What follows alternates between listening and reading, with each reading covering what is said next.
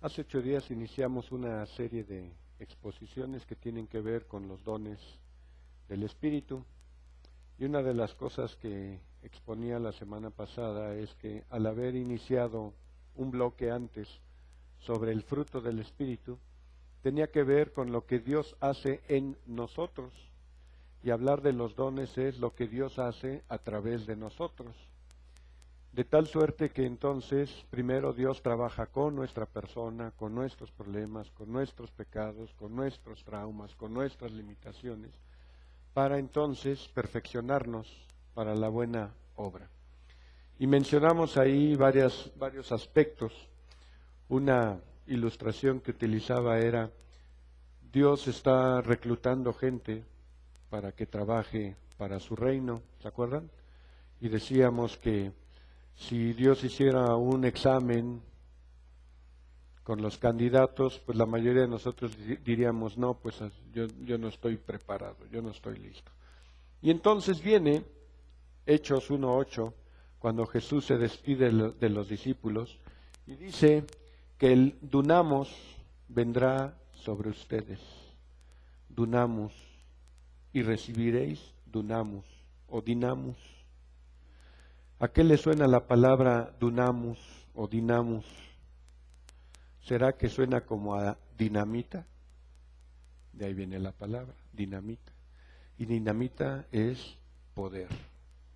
Así que Jesús le está diciendo a los discípulos: y recibiréis poder cuando venga sobre vosotros el Espíritu Santo. ¿Y cuál es la consecuencia de recibir ese poder? Y me serán testigos en Jerusalén, en Judea, en Samaria y hasta lo último de la tierra. Así que nunca la intención de Jesús y de Dios en general en sus propósitos fue darnos poder y sentarnos en nuestros laureles, sino utilizar ese poder para algo. ¿Y cuál es ese algo? Y en el verso del capítulo 28, versos 16 al 20, Jesús le está diciendo a los discípulos: toda potestad, todo dunamus, me ha sido dada en el cielo y en la tierra. Por tanto, id y haced discípulos, ¿a dónde? A todas las naciones. La palabra correcta no es nación, sino es etnos, que se traduce como etnias.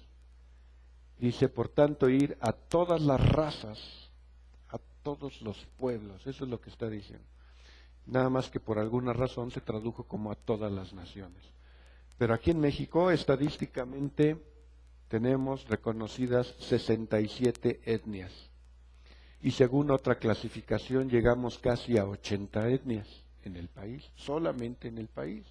Así que usted imagínese la labor que se requiere hacer para ir a todas las etnias solamente en México.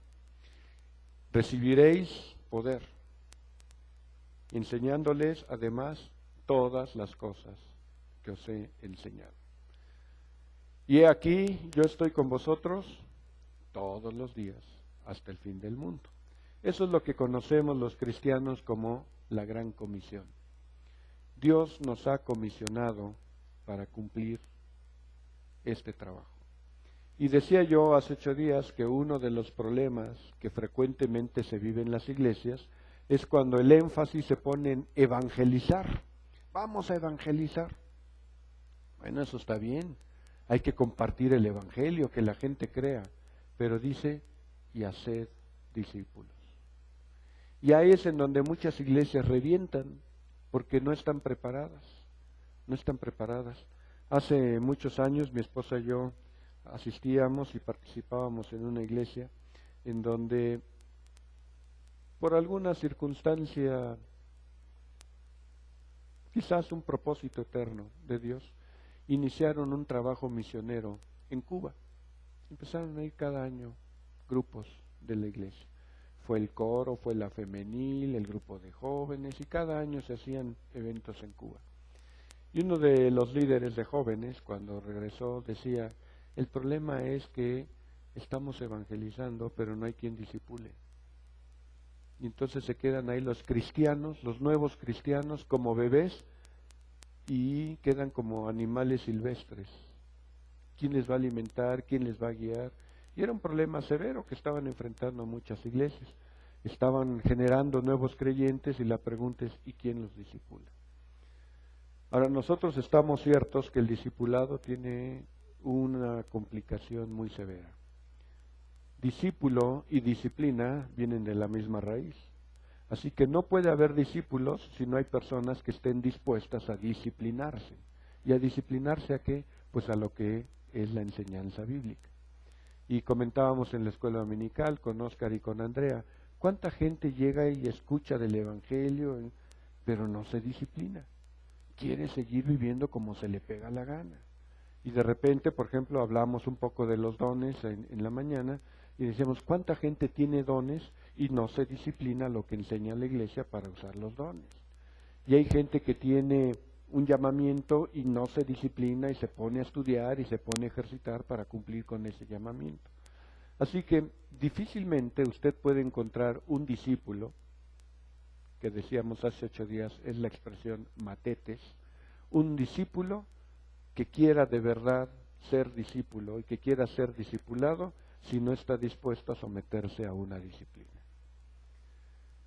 Si aplicáramos en el estricto sentido esta noción, en la iglesia no habría espacio para lo que hemos llamado los simpatizantes. Esa gente que le gusta pasarla bien, esa gente que le gusta disfrutar de las comidas y viene cuando hay comidas, y que disfruta el cafecito porque hay cafecito, y disfruta la platiquita porque hay platiquita, y disfruta de los eventos cuando hay salidas, campamentos, excursiones, cuando hay fiestas, y la pasa muy bien y disfruta muy bien, pero no está dispuesta a comprometerse. Y muchas iglesias, lamentablemente, a lo largo de la historia, así han crecido, buscando espacios en donde sentirse bien. Y comentábamos en la mañana, ¿cuánta gente hoy está buscando iglesias en donde se sienta bien? Ahí les gusta, pero no es la iglesia que necesitan. ¿Me explico? Hoy hemos exacerbado mucho esta noción de hacer lo que nos gusta. Jorge, ¿a ti qué te gusta comer?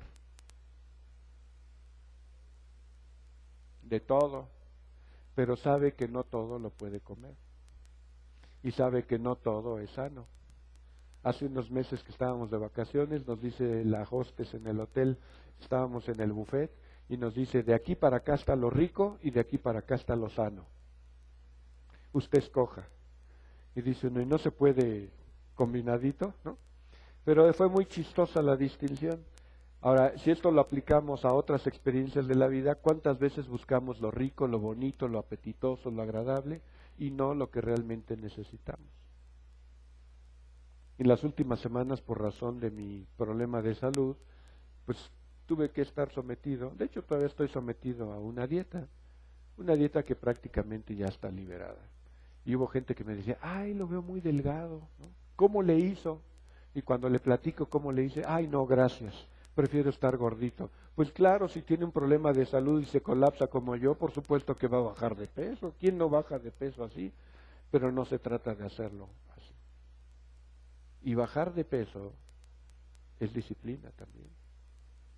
Recién acabo de estar en un congreso en Cancún y todo teníamos buffet mañana, tarde y noche, y a media tarde y a media mañana, y teníamos una cafetería para que entraras y comieras todos los bocadillos y pasteles que quisieras, y todos los frappés y capuchinos que quisieras.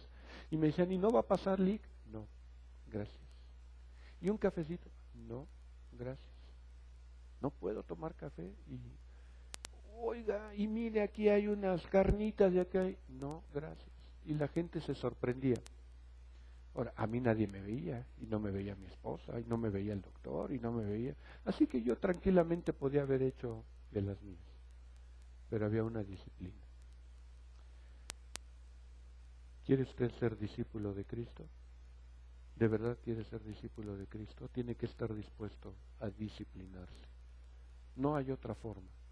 No se puede ser discípulo si no se quiere someter a la disciplina. Vamos a leer 2 textos que van a ser la base de nuestra reflexión en esta hora. El primero es Efesios 4, del 11 al 15. Efesios 4, del 11 al 15. Pablo está escribiéndole a los hermanos de Éfeso diciendo, Y él mismo, refiriéndose a Cristo, y él mismo constituyó a unos apóstoles, a otros profetas, a otros evangelistas, a otros pastores y maestros, a fin de perfeccionar a los santos para la obra del ministerio, para la edificación del cuerpo de Cristo, hasta que todos lleguemos a la unidad de la fe y del conocimiento del Hijo de Dios, a un varón perfecto, a la medida de la estatura de la plenitud de Cristo, para que ya no seamos niños fluctuantes, llevados por doquiera de todo viento de doctrina, por estratagema de hombres que para engañar emplean con astucia las artimañas del error, sino que siguiendo la verdad en amor, crezcamos en todo en aquel que es la cabeza, esto es, Cristo. Ahora vamos a un pasaje paralelo. Pablo le está escribiendo a los Corintios una noción muy similar, 1 Corintios 12, versos 28 al 31. Dice Pablo, y a unos puso Dios en la iglesia primeramente apóstoles, luego profetas, lo tercero maestros, luego los que hacen milagros, después los que sanan, los que ayudan, los que administran, los que tienen don de lenguas. ¿Son todos apóstoles? ¿Son todos profetas? ¿Todos maestros? ¿Hacen todos milagros? ¿Tienen todos dones de sanidad? ¿Hablan todos lenguas? ¿Interpretan todos? Procurad, pues, los dones mejores. Mas yo os muestro un camino aún más excelente. ¿Se da cuenta del paralelismo del texto? Está hablando de los dones con los que Dios ha dotado a la iglesia. Así que la gran comisión no termina con evangelizar. De hecho, ahí comienza. Ahí comienza.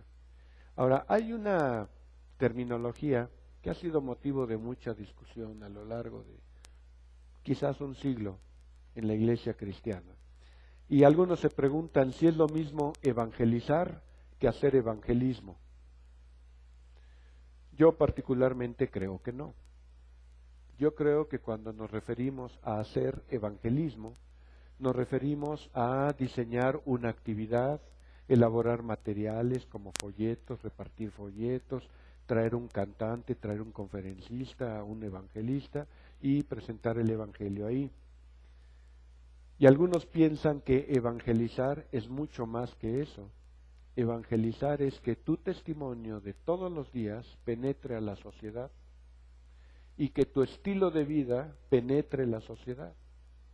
Yo creo que cuando Jesús está diciendo que vayamos y que evangelicemos, se está refiriendo a que nuestra vida sea un canal natural para que otros conozcan de Cristo, para que otros disfruten de las bendiciones de ser creyentes, y no solamente el ejercicio de repartir folletos o de invitarte a un acto evangelístico. No sé si se logra percibir la diferencia, pero esto ha sido motivo de muchas discusiones a lo largo de la historia. Yo particularmente pienso que si Jesús dijo que nosotros somos la luz del mundo, entonces donde quiera que esté Livia, donde quiera que esté Juanita, donde quiera que esté Fabiola, esa luz resplandece tarde o temprano. ¿Me explico? Si Jesús dijo, ustedes son la sal de la tierra, la sal permite darle sabor a las cosas, es una de las tareas. Pero en una cultura, en un ambiente donde no había luz eléctrica, donde no se habían inventado los refrigeradores, ¿cómo se conservaban los alimentos? Con sal, ¿no? De ahí viene la cecina, de ahí viene la machaca y de ahí vienen muchas expresiones del bacalao, en donde se sala la comida para que no se corrompa. Ahora, cuando Jesús dice, ustedes son la sal de la tierra, ¿será que también está implicando que donde nosotros estamos, nosotros en alguna medida evitamos que la sociedad se corrompa? Yo pienso que sí. Yo pienso que sí. Y ahí es en donde nosotros de repente tenemos que hacer comentarios oportunos. Porque no va a faltar quien diga, ay, pues total, ¿qué tiene? Pues qué tanto es tantito. Y uno tiene que decir, no, eso está mal. Y de repente, ay, pues si todos lo hacen.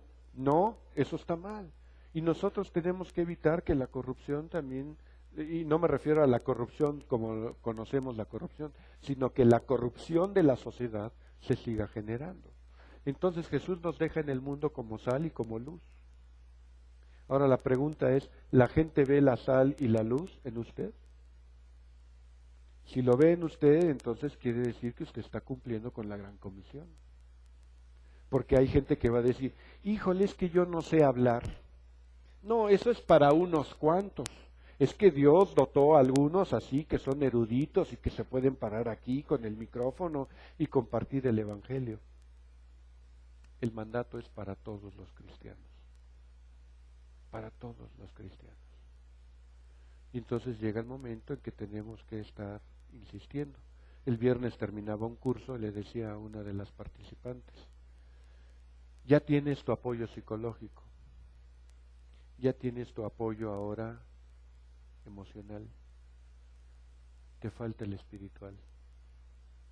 Y le doy una tarjeta y le digo, te invito cuando quieras acompañarnos.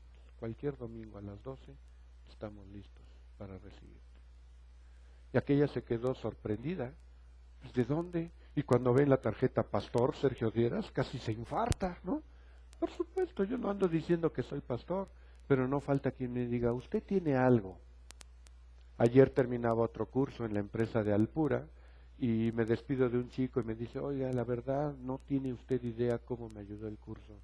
Le dije, mira, te iba a hacer una invitación y la estoy pensando seriamente porque él vive muy lejos, él vive en el pueblo de Huehuetoca, es decir, a 60 kilómetros acá. Le dije, de todas maneras te voy a hacer una invitación por si algún día estás en la ciudad, algún domingo, o simplemente quieres aventarte el viaje hasta Portales, te la voy a hacer. Y entonces le doy una tarjeta y se sorprende. ¿Es usted pastor? Sí, soy pastor. ¿Tienes algún problema? No, no, al contrario, qué bueno saber que, ok, qué bueno, porque finalmente hay cosas que no podemos ocultar. Eso le pasó a Lupita. Lupita estuvo en un curso aquí hace más de año y medio, y el último día me dice, tú tienes algo, tú tienes un no sé qué, que qué sé yo. Le digo, así es, tengo un no sabes qué, pero te voy a decir qué es, soy cristiano. Y te invito y te comparto esto. Y llegó aquí el primer domingo y todavía ella no da crédito que a un mes ya estaba bautizándose. No da crédito a eso. Dice, mi esposo me dijo, no vas a aguantar ni una semana. A las 2 semanas ya no vas a regresar. Y él, mi esposo y mi hija hicieron una apuesta a que en menos de un mes ya estaba yo reventada. Y cuando se sorprenden que al mes ya me estaba bautizando. Y cuando se sorprenden que al año sigo aquí. Y ese año fue de testimonio para que Lorenzo empezara a entrar. Yo no sabía que Lorenzo la esperaba afuera. Todo ese año le esperó afuera. Y cuando entró Lorenzo y empezó a escuchar, dice, y yo de tonto perdiendo un año allá afuera, pudiendo escuchar esto y pudiendo participar. Y como dijo el gallo, y kikirikiaga. La invitación estaba. Usted es la sal y usted es la luz del mundo. Por lo tanto, usted está llamado a evangelizar. Pero la gran comisión no termina con la evangelización. De hecho, ahí empieza. Porque es cuando nosotros comunicamos el Evangelio. ¿Y cuál es el resultado de esa evangelización? Tener discípulos de Cristo. Ese es el resultado. Esta labor requiere que cada uno de los creyentes entonces sea empoderado. ¿Cuánto trabajo no cuesta cuando estás trabajando con gente nueva? El misionero que visitábamos en Marruecos hace unos años decía, hay gente que está 10, 15 años siendo discipulada, 20 años, y al final se regresan al Islam. Y a veces dice uno, todos los años que le he invertido a esta gente y se regresan. Bueno, pero si la semilla queda sembrada, alguna de esas semillas dará frutos. ¿Están de acuerdo? Porque cuando se habla de la parábola del sembrador, dice que unas florecieron y otras no. ¿Cuántos van a florecer? No lo sé, no lo sé. Y es un poquito como dicen los gringos. Los gringos tienen algunos dichos interesantes. Y los gringos dicen, tú sabes cuántas semillas tiene una manzana, pero no sabes cuántas manzanas tiene una semilla. Cuando tú siembras una semilla, no sabes cuánto fruto va a dar eso. No lo sabes, porque esa es la labor del Espíritu Santo. Así que todos nosotros estamos llamados a ser discípulos y esto requiere que seamos empoderados. ¿Cuántas veces te hacen preguntas y no sabes qué contestar? O te ponen contra la pared por mal testimonio de otras personas y no sabes cómo. Y de repente dices, híjole, sí, qué vergüenza. Híjole, entonces que ni se enteren que yo también soy de esos, ¿no? Cuando empecé mi tratamiento, en los primeros días estaba ahí visitando a Lupita en su trabajo, en su centro de salud, y por alguna razón me dice, ¿sabes qué? Te voy a pasar con esta doctora para que te haga una revisión. Y mientras estaba en el consultorio me dice la doctora, oiga, se ve que Lupita lo quiere mucho a usted. ¿Es usted su familiar? Le dije, no, soy su pastor. ¿Ah, sí? Sí, soy su pastor. Entonces Lupita es cristiana. Así es. Dice, ¿y usted es como esos de Yuri? Como esos. Y así como que ya no supo qué decir. Y si quiere, la invito también. Puedo ser su pastor. Y le dejé una tarjeta. Yo sé que mucha gente no va a reaccionar a la primera, porque tienen malas experiencias, porque tienen malos testimonios, porque quizás cuando alguien les quiso compartir fue intransigente en la manera de compartir. Bueno, y a veces tenemos que trabajar con eso. Esa gente que ya está vacunada contra el Evangelio, pero cuando les cae el 20, otra cosa es. Porque además tenemos que estar entendidos que usted hace su parte, pero es el Espíritu Santo el que redarguye de justicia, de juicio y de pecado a la gente, no usted. Usted puede ser muy elocuente o usted puede ser muy torpe, eso no importa. Si el Espíritu Santo hace la obra en el corazón de la gente, por muy torpe que usted sea para comunicar, el Espíritu Santo lo va a comunicar. ¿Me explico?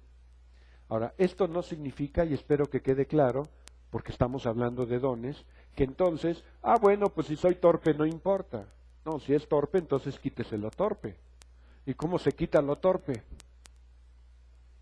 Y uno dice, híjole, pues llevo muchos años intentándolo. Bueno, pues agárrese de la mano de Cristo y pídale a Dios que lo empodere. Los dones, entonces dijimos hace 8 días, es el empoderamiento que Dios nos da. ¿Para qué? Para cumplir con la gran comisión. Y es que no sé hablar. Eso es lo que decía Moisés, ¿se acuerdan? Cuando lo llama a Dios ahí en la zarza, ahí en medio del desierto. Y dice la Escritura que Moisés era un hombre poderoso en palabra. Además había crecido en el palacio del faraón, toda la educación, y era gobernante, era hijo del faraón. Y cuando Dios le dice, quiero que regreses y saques a mi pueblo, pero si no puedo hablar, si soy tartamudo, le dice. ¿Qué? Y le sale con esa vacilada a Moisés. Y le dice Dios, ¿ah, sí? Ok. Entonces tu hermano Aarón va a hablar por ti, él va a ser tu profeta. Pero ¿de qué vas? Vas. Y ya no le quedó remedio al Moisés más que regresar ahí a Egipto. Ahora, si usted lee la historia, si conoce la historia, él salió huyendo de Egipto porque mató a un egipcio, sabiendo que él era de sangre hebrea. Y entonces eso le iba a costar. Por eso cuando Dios le dice, regresas a Egipto, ¿gulp? ¿Yo? Tú. Pero no sé hablar, no te preocupes. ¿Y qué les voy a decir? Que yo te mandé. ¿Y quién eres tú? Pues yo soy el que soy. Y si me piden señal, pues ese palo que traes ahí en la mano, ese va a ser tu señal. ¿Y qué? ¿Un palo? Así es, échalo y se convierte en una serpiente. Ah, caray. Y se agarra lo de la cola. A las serpientes nunca se les agarra de la cola. Si usted quiere agarrar una serpiente, la tiene que agarrar de la cabeza, no de la cola. Y Dios le dice, agárralo de la cola, y la agarra de la cola y se vuelve a convertir en su vara. Y cuando llega a Egipto, ¿qué hace? A ver, demuéstranos que Dios... Y entonces echa ahí su vara, y vienen los magos del faraón, y echan las suyas, y también se convierten en serpientes. ¿Qué tal, eh? Pero lo que nunca contaron es que la serpiente de Moisés se comió a las otras. Y los otros ya no tuvieron nada que recoger, y Moisés era la vara del Señor. Dios lo estaba empoderando para que Él cumpliera su trabajo y su propósito. Ahora nosotros tenemos que entender que no podemos avanzar por nuestras propias fuerzas. Tenemos que hacer el trabajo que Dios nos ha encomendado, empoderados en el Espíritu Santo. Y Él es el que reparte los dones, Él reparte las capacidades. Y hemos leído en los dos textos que Dios reparte como Él quiere. Como Él quiere, y dijimos, si Dios reparte como Él quiere, entonces no hay espacio en la iglesia para las envidias, ni para las rivalidades, ni para las competencias, aunque yo sé que no falta. Yo quería ese don, yo quería, ¿no? Nunca faltan, eso, están todo el tiempo ahí presentes, pero eso no refleja el estar dispuesto a servir al Señor, eso refleja un egoísmo, porque hay ciertos dones que en su manifestación, en su ejercicio, te posicionan en un lugar visible en la iglesia, en un lugar estratégico. Por ejemplo, el don de la predicación y el don de la enseñanza siempre te ponen frente a la iglesia. Esos son dones que algunos llaman espectaculares o visibles. Pero hay otros dones que no son tan espectaculares, como el don de la oración. Supongamos que Fabiola tiene el don de la oración. ¿Quién se entera cuándo está orando y cuánto ora? Pero si tuviera el don de predicar, uno diría, mira, Fabiola está aquí al frente, no, vamos a ser bien espiritual, ¿no? Porque es visible. Hay dones que son visibles por su propia naturaleza. La efectividad del don no depende de su visibilidad. De hecho, hay dones que son muy efectivos siendo invisibles, siendo discretos. Nadie lo nota, pero ahí están cumpliendo su trabajo. Ahora, para uno como pastor, de verdad es muy grato y es muy reconfortante cuando alguien se acerca y le dice, hermano, he estado orando por usted. Y no necesariamente por el asunto de la salud, que es en este momento, pero es cuando uno entiende que si no es por las oraciones de los santos, ¿quién sabe dónde andaría uno? Que si no es por la oración de los santos, no tendríamos la fortaleza para hacer el trabajo. Que si no es por la oración de Pablo, quién sabe si tuviera yo la sabiduría para hablar hoy. ¿Me explico? Cuando a uno le dicen, hermano, estamos orando por usted, caray, que es reconfortante. Pero eso, ¿quién lo nota? ¿Quién lo ve cuando usted está orando allá en su cama o está en su cuarto ahí solita, tranquila? ¿Quién lo va a ver? O cuando alguien trae el don de servicio y se pone a barrer o le ayuda a alguien a hacer las cosas, ¿quién lo nota? Pero es más padre tocar la guitarra, es más padre cantar aquí al frente, es más padre enseñar, es más padre, porque esos son visibles. Pero la efectividad no depende de la visibilidad. Eso debe quedarnos muy claro. Dios reparte los dones como Él quiere.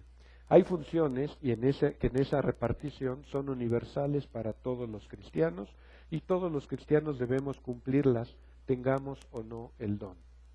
Una de ellas, estamos diciendo, es la evangelización. Tenga usted el don de evangelista o no, su obligación es compartir el evangelio. ¿Y alguien definió alguna vez qué es la evangelización? Dice, es un mendigo diciéndole a otro mendigo dónde hay alimento. Esa es la evangelización. Mira, yo estaba muerto de hambre, pero ya descubrí dónde comer. Ven, te comparto. Ese es el evangelio. Mira, yo era igual de pecador que tú, o yo era peor que tú, pero ¿sabes qué? Ya descubrí dónde puedo empezar una nueva vida. Mira, yo tenía las mismas crisis existenciales que tú y no le encontraba sentido a mi vida. Estaba igual o peor que tú, pero hoy te puedo compartir. Ese es un mendigo diciéndole a otro mendigo dónde hay alimento. Ahora, ¿para eso se requiere estudiar? No. Simplemente el deseo de querer compartirle a otro de cómo puede salir de su situación. Nada más. Nada más. Así que de alguna manera la evangelización es movida también por un acto de misericordia. Cuando vemos a los demás lo mal que andan. Eso debe movernos a compartir el Evangelio. Ahora, eso no es garantía de que la gente lo va a aceptar. Hay más posibilidades que la gente acepte cuando alguien tiene el don y entonces hace una explicación adecuada y comparte adecuadamente. Pero no quiere decir que no lo pueda hacer. ¿Cuáles son los dones entonces que acabamos de revisar acá en Efesios 4, donde Pablo está diciendo, Efesios 4:11, y asimismo constituyó a unos apóstoles? ¿Quiénes son los apóstoles? Bueno, esta ha sido una discusión que durante 20 siglos ha habido en la iglesia cristiana, porque se definía como apóstol aquella persona que había visto cara a cara a Cristo. Por eso cuando los apóstoles en Jerusalén confrontan a Pablo y le dicen, ¿y tú por qué eres apóstol?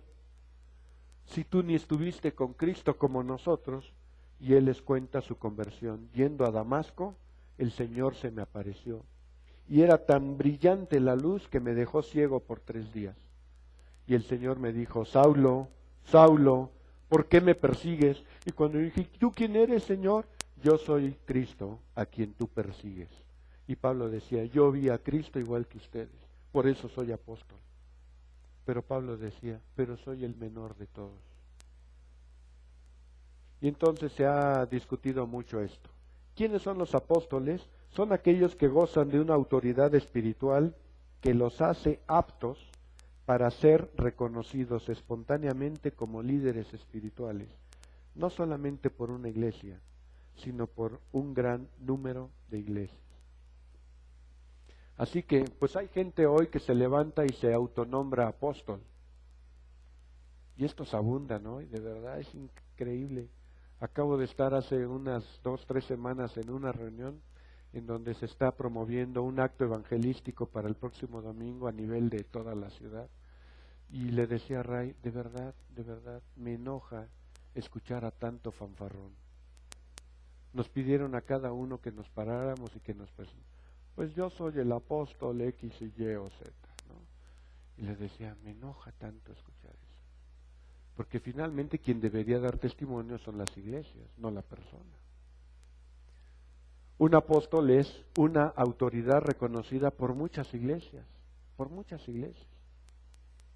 Y comentábamos en alguna ocasión, Ray y yo creo, al paso de los años, yo creo que mi papá fue un apóstol. Mi papá hizo hasta sus 90 años un trabajo hormiga. Pero el día del velorio, ¿cómo estaba el velorio? Estaba hasta el gorro, pero hasta el gorro. Y llegaban que de repente una iglesia, y llegaban 20 o 30 hermanos de una iglesia. Y de repente llegaban otros de otra iglesia. Y tuvimos en algún momento en el velatorio cerca de 30 pastores de diferentes denominaciones que venían aquí a solidarizarse con la familia y a reconocer el ministerio de mi papá.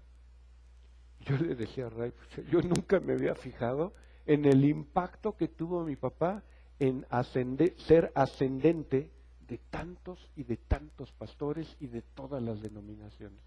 Llegaron presbiterianos, bautistas, nazarenos, llegaron asambleas de Dios, llegaron pentecosteses, y lo más chistoso, en algún momento por ahí, todos se querían adjudicar la paternidad denominacional de mi papá. No, es que el hermano Deras era presbiteriano. No, no es cierto, él creció en la bautista. Y ahí entre los mismos pastores estaban peleando eso. Yo digo, eso me tiene tan sin cuidado. Pero de verdad me impresionó ver la cantidad de pastores y de líderes que reconocían la ascendencia espiritual de mi papá. Yo no me había percatado de eso. Y le decía a Ray, yo creo que mi papá fue un apóstol, sin lugar a dudas. Y sin embargo, él nunca se autonombró apóstol. Jamás, jamás. Jamás se presentó así como apóstol. Pero había gente que le reconocía. Dice Pablo, a unos constituyó apóstoles. ¿Por qué? Porque hay gente que tienen que tener la visión, que tienen que tener la entrega, que tienen que tener el empuje, no solamente para levantar una iglesia local, sino para levantar muchas otras iglesias. Pablo durante 14 años estuvo haciendo sus 3 viajes misioneros, lo que conocemos como los 3 viajes misioneros en Asia Menor. y finalmente su último viaje termina en Roma, y ahí es en donde le dan cuello el emperador. 2 años en el pretorio, que era lo que hoy llamaríamos técnicamente arraigo domiciliario. Pablo estuvo preso en una casa en donde el pretorio estaba ahí. ¿Y quién era el pretorio? La guardia del emperador, la guardia personal. Ese era el pretorio. Hoy llamaríamos, tienes arraigo domiciliario por guardias presidenciales. A ver, escápate a esos. Es la élite. Y así estuvo Pablo sus últimos 2 años ahí en Roma, esperando sentencia, y finalmente fue declarado culpable. Y fue muerto. Pero durante esos 2 años escribió varias de sus cartas, a Timoteo, a los Efesios, a los Filipenses. Y él seguía produciendo, y él seguía recibiendo visitas, porque era de arraigo domiciliario, no era aislamiento. Y entonces él seguía predicando y tenía los cultos ahí, hasta hubo gente de la pretoria que se convirtió. Tenía un apostolado. Un apostolado. A mí me sorprende por qué la Iglesia Católica no reconoce el apostolado de Pablo en Roma. Pero fue un apóstol en Roma. Fue el único apóstol que estuvo en Roma, porque ni Pedro. Y sin embargo se reconoce a Pedro en Roma. El apóstol es entonces una figura que tiene una autoridad especial, porque tiene una unción especial, una capacidad especial que Dios le da para dirigir y empujar el trabajo de varias iglesias o de muchas iglesias. Ese es un apóstol. Ahora, eventualmente, el pastor Ray y yo hemos platicado y hemos discutido este asunto. ¿Y tú te ves como apóstol? Bueno, pues a lo mejor no. Pero en algunos momentos decimos, pero sí nos gustaría tener varias iglesias y que de aquí surgieran misiones. Una misión y ya van 2 intentos que tenemos, ¿no? En Tecámac, una misión en Tecámac, ¿no? Y una misión en Ecatepec, y queremos una misión en, ¿dónde están ahora? ¿Ya no están en Villacuapa? La Merced, en el centro, y una misión en Observatorio, y una misión. ¿Y será posible? Por supuesto que sí, pero hay que trabajarle, hay que pedalearle, ¿no? Ahora, si esto realmente sucede, que cada uno de ustedes empieza a compartir el Evangelio, empieza a traer gente al Evangelio, empieza esto a crecer, entonces en algún momento vamos a tener que empezar a dividirnos y vamos a tener que empezar a hacer trabajos regionales. Y entonces puede ser que eventualmente caigamos en este rango de apóstoles. Puede ser. ¿Me explico? Pues no es algo que en este momento podemos decir ni presumir, yo soy apóstol, pero puede ser que el Señor esté perfilando por ahí. En segundo lugar, dice Pablo, ¿a quiénes más constituyó? Profetas. ¿Quiénes son los profetas? Son personas que están aptas para recibir directamente del Espíritu Santo un mensaje divino y compartir ese mensaje a la iglesia y transmitirlo adecuadamente. En otras palabras, los profetas son portavoces de Dios. Dan un mensaje específico y válido para una situación concreta. En el Antiguo Testamento tenemos la figura de los profetas, y los profetas básicamente tenían 3 características. Recibían un mensaje y después se lo tenían que comunicar fundamentalmente al pueblo, aunque también a veces a los líderes religiosos o inclusive a los reyes. Ese mensaje hablaba de una denuncia de pecado. Ustedes se han olvidado de Dios, ustedes tienen ídolos, ustedes no están ofrendando, ustedes han adulterado la doctrina, y había un señalamiento de pecado. Esa era una característica fundamental de los profetas. Por eso caían gordos los profetas, por eso eran los hermanos incómodos, porque son los que venían y señalaban lo que estaba mal. En segundo lugar, señalaban el juicio de Dios. Si no se arrepienten, Dios los va a destruir. Y si no se arrepienten, Dios los va a llevar cautivos a la cautividad. Y si no se arrepienten, y había entonces un señalamiento, el juicio de Dios. Y en tercer lugar, el mensaje era una invitación al arrepentimiento. ustedes están así, pero si mi pueblo se humillare, si mi pueblo reconviniere sus caminos, si mi pueblo, entonces, y venía un mensaje esperanzador. Hoy puede ser que haya profetas entre nosotros y que Dios levante profetas. Entonces tendrían que hacer el señalamiento específico de lo que Dios quiere señalar. ¿Y cuál es la invitación de Dios? Lamentablemente, mucha gente interpretó, o interpreta todavía, que un profeta era el que predecía el futuro. Dice, a ver, si usted es profeta, ¿qué va a pasar mañana? Y sacan su horóscopo, sacan su bolita de cristal, sacan su tarot. No, eso no es un profeta. El profeta es el portavoz de Dios. ¿Me explico? Independientemente de que esto esté ligado a eventos del futuro. Ahora, por supuesto, si Dios dice, si no te arrepientes te voy a llevar a la cautividad, pues de alguna manera lo que el profeta estaba previendo era que el pueblo de Israel se iba a ir cautivo. ¿Me explico? O sea, finalmente sí está conectado con el futuro, pero no venía a decir, mira, mañana te va a pasar esto. Y así como si fuera el horóscopo. No te vistas de rojo, te puedes entopar con un toro. ¿No? O de repente te salen ahí los horóscopos. Hoy es un buen día para leer un libro. Pues sí. O de repente te dicen, hoy los astros están a tu favor, paga tus cuentas. Pues estén a tu favor o no, tienes que pagar tus cuentas. Estén a tu favor o no, tienes que leer, tienes que estudiar. ¿Me explico?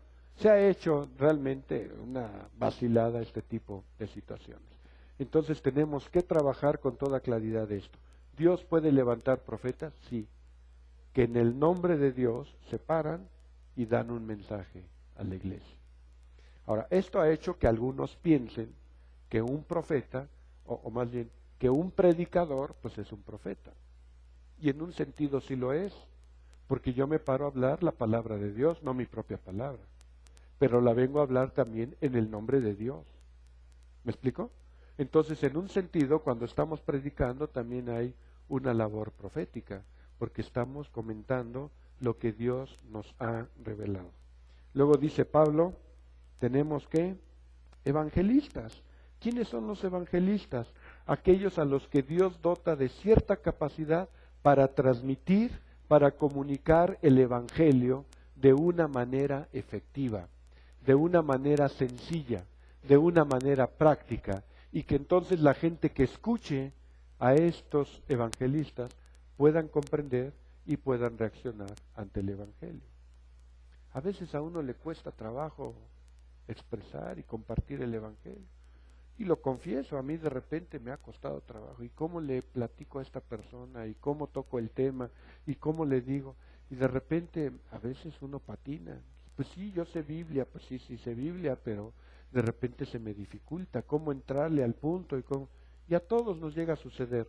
Pero cuando Dios levanta un evangelista es porque Dios le dota de esa capacidad para poder transmitir de una manera fluida, de una manera sencilla, lo que es el evangelio.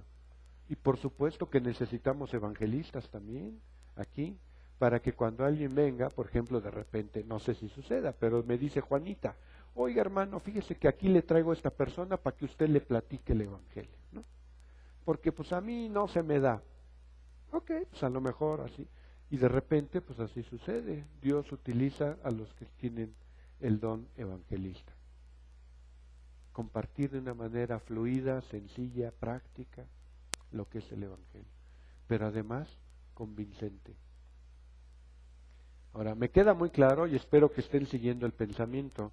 Un evangelista va a perder efectividad también en la medida en que su vida no sea convincente. Porque yo te vengo a compartir el evangelio y cómo Dios me ha transformado y traes una vida que viene siendo desordenada. Y uno dice, pues ¿cómo te ha transformado Dios? Muéstrame qué es lo que ha hecho Dios en tu vida. Y hay gente, de verdad, hay gente que cree más por lo que ve en nuestras vidas que por lo que le decimos. Nuestro testimonio tiene un impacto que no tiene discusión, no hay argumento que valga. Entonces es muy importante ahí que nosotros veamos la congruencia que se requiere. Dios levanta evangelistas y reparte dones evangelistas. ¿Para qué? Pues para que venga más gente nueva al conocimiento del Evangelio. ¿Vamos a orar por evangelistas? Sí. ¿Y quién los va a discipular? Y entonces ahí tenemos que estar listos todos para recibir a la gente que está viniendo impactada por el Evangelio. Luego dice Pablo, a otros pastores y maestros, aquellos que están encargados de guiar al rebaño. El pastor lo que hace es llevar al rebaño a pastar. De ahí viene la noción de pastor, del pasto. ¿Y qué es pastar? Darle el alimento a las ovejas. ¿Y cuál es el alimento? Por eso, curiosamente, Pablo pone pastores y maestros juntos. Porque estamos hablando del ministerio de la enseñanza.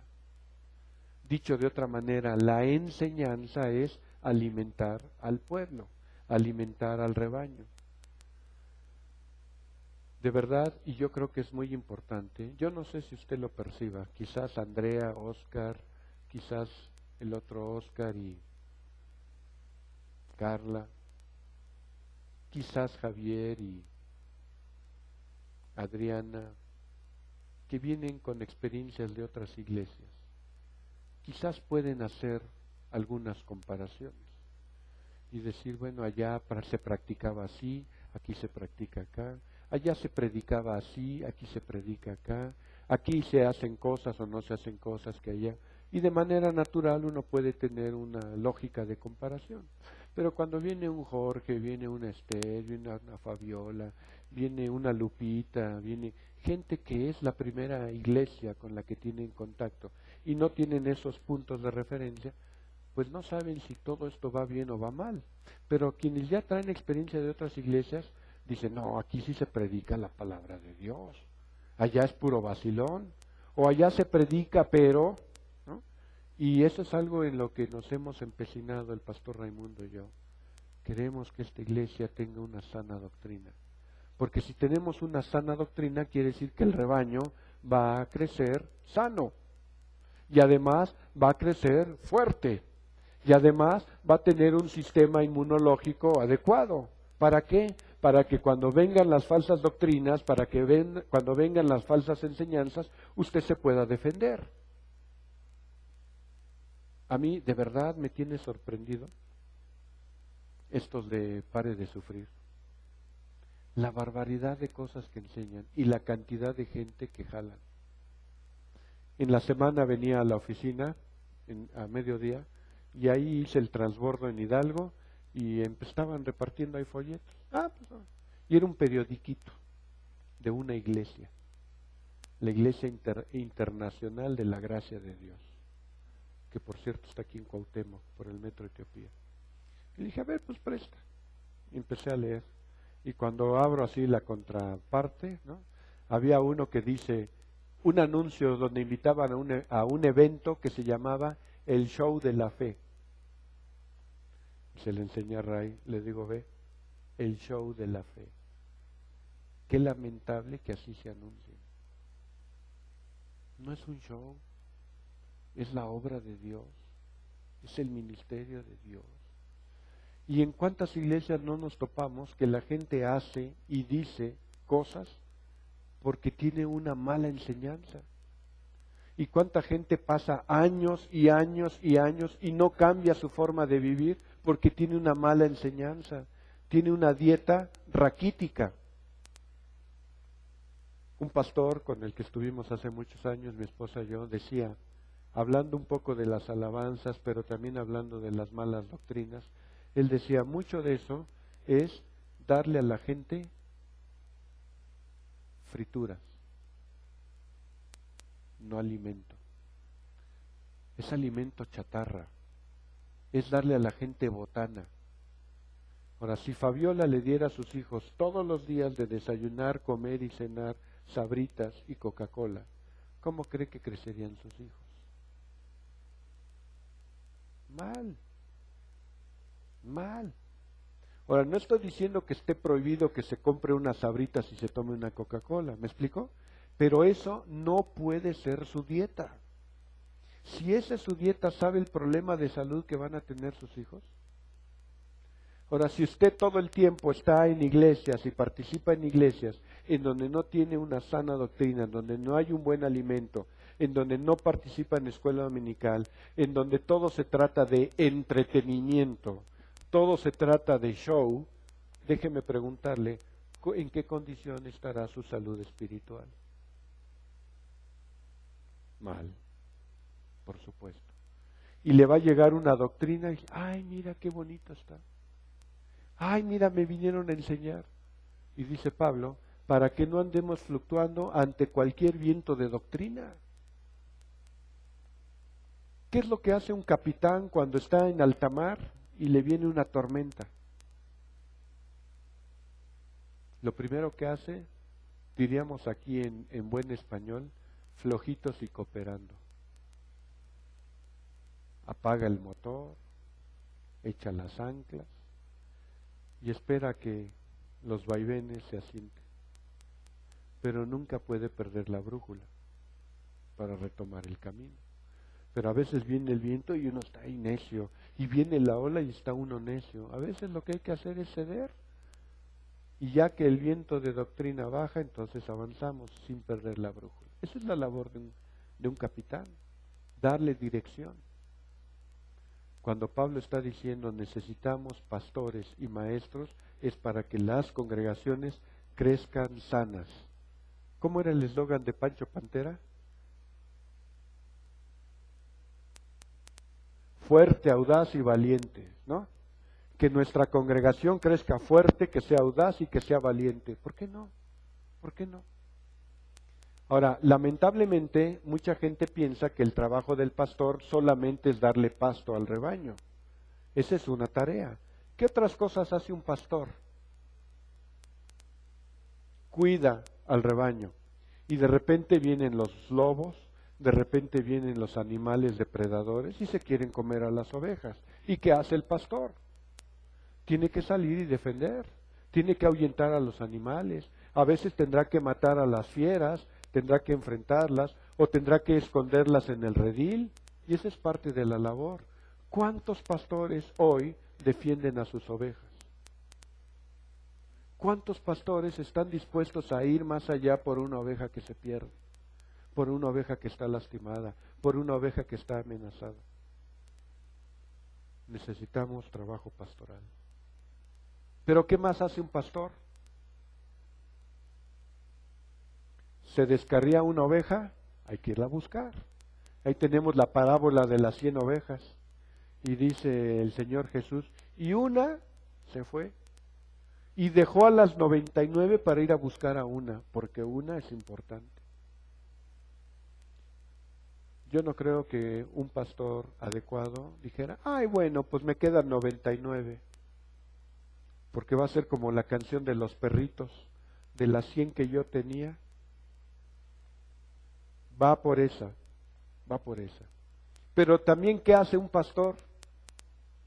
Castiga, disciplina a la oveja, le está diciendo que se meta al redil y no quiere, le está diciendo que no se aparte del rebaño y ahí está, le está diciendo que acá, y hay ovejas que son necias. Y entonces tiene el pastor una vara que tiene una hojilla, un ojito, que se llama cayado. ¿Y para qué es el cayado? Para jalarle la pata a la oveja y traerla otra vez hacia donde tiene que estar. Ah, sigue de necia y se quiere ir, y entonces el pastor le quiebra la pata. A ver, muévete, a ver, vete. Y uno dice, ay, pues qué pastor. Ah, ¿no entiende? Pues que cenamos en barbacoa. ¿Cuál es el problema? Porque también es parte de la labor del pastor. También se tiene que alimentar, ¿no? Y ahí como que ya no gustó, ¿verdad? Y entonces la labor pastoral tiene que ver con alimentar al rebaño, con cuidar al rebaño, con proteger al rebaño, con defender al rebaño, con buscar a las ovejas que se pierden, pero también con disciplinar a las ovejas que son necias, que son indisciplinadas. Algo que hemos comentado en las últimas semanas, el pastor Ray y yo. Cuando de pronto nos topamos con algunos rebaños así o con algunos miembros del rebaño, ¿qué hacemos en este caso? Y le voy a decir lo que hemos platicado. A veces hemos llegado a la conclusión de que solamente podemos pastorear a los que se dejan pastorear. Hay gente que no quiere ser pastoreada y no se deja pastorear. Hemos tenido casos aquí tristes en donde hemos tenido que hacer la labor pastoral y la gente prefiere irse. Y les hemos encomiado a que reculen su situación, a que revisen sus actos, su pensamiento. Prefieren irse. Y entonces decimos, ¿vamos por ellas o no vamos? ¿Vamos o no vamos? Y hemos hecho todo el esfuerzo porque la gente no se vaya, pero tampoco podemos tener a nadie a fuerzas. Y hemos llegado a la conclusión de que pues nada más vamos a pastorear a los que se dejen pastorear. Y esto significa que entonces las ovejas también necesitan poner de su parte y estar dispuestas a reconocer, porque decía el Señor Jesús, las ovejas oyen la voz de su pastor y la reconocen. ¿Cómo? Y no a los chivos. ¿Para qué vamos por los chivos? ¿Ha comido barbacoa de chivo? No es igual de sabrosa que de oveja. Pero hay birria de chivo. Bueno, ¿qué más tenemos? Entonces Pablo está diciendo a unos apóstoles, a otros profetas, a otros evangelistas, a otros pastores y maestros. ¿Y cuál es el producto de todo esto? ¿Cuál es el resultado de este trabajo? ¿Para qué Dios da estos dones? Y dice Pablo, para perfeccionar a los santos. ¿Quiénes son los santos? A ver, levante su mano. ¿Quiénes son los santos?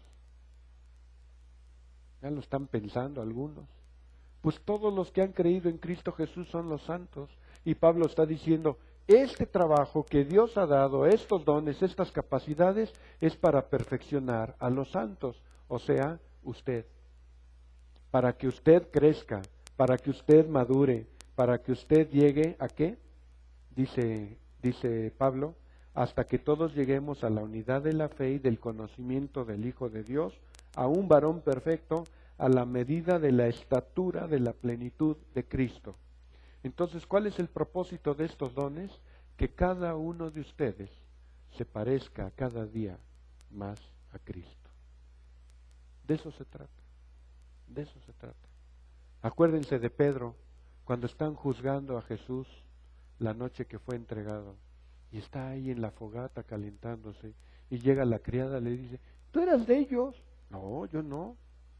Si hueles a ellos, hablas como ellos.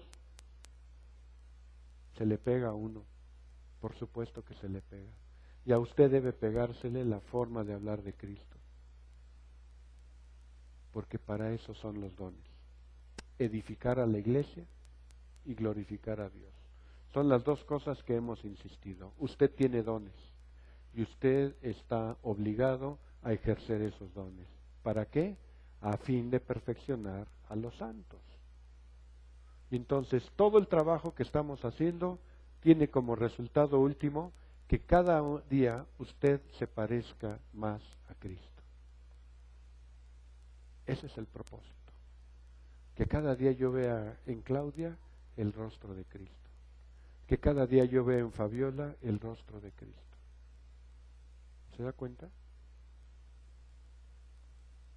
Que ya no me vean a mí, que vean a Cristo en mí. Ese es el propósito. Que Dios nos bendiga.